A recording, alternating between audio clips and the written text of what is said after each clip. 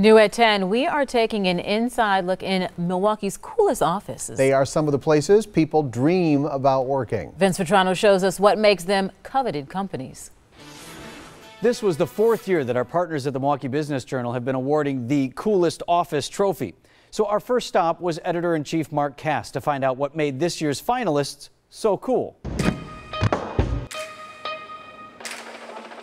What I look for in a cool office space is something kind of unique. Like a table that turns into a bed. That's unique. This is Magic Productions in Waukesha. They are an event company, so they had really cool things to do. Game room complete with skee ball and foosball, a movie lounge, even the office dog Winston, the vice president of morale. But back to that table that converts to a bed. And sometimes we have late night shifts and early mornings, so the Dunn Suite is for Dennis, who might have to stay overnight and has a place to sleep as a result of that. For the sleep-deprived worker, coffee is key. Beta Rutter's new office has plenty of that. In the old Lackey and Joy's building downtown, the advertising and marketing firm has a centralized coffee station and cafe.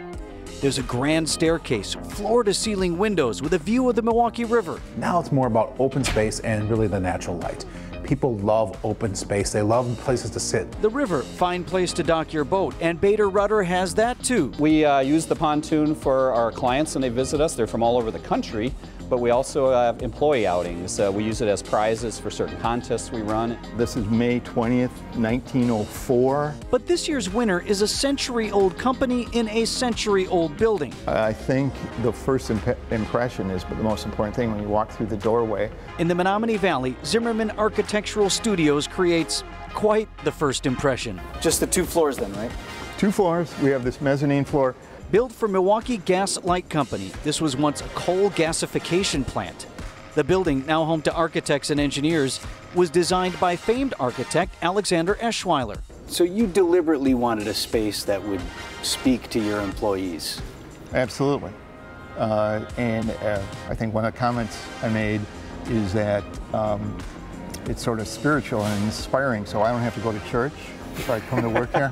Zoned climate control, beautiful kitchen and meeting area, even a basketball hoop for limited use. Can people come use this, like right now? Can somebody come down here and use this? Sure. And then they'd get, and then you're fired. No. President and CEO Dave Stroik is proud of this space and all its bells and whistles, but says it has to be more than aesthetics. I think fundamentally, we've been in business for over 100 years. More importantly is to show the sort of corporate culture that says you're concerned about what's important to employees. What would it take for your office to win? Cass says for next year he will be looking for those big open spaces, natural light. He also looks for spaces that are unique and that stand out and show fun. Vince Vetrano, today's TMJ4. Shannon.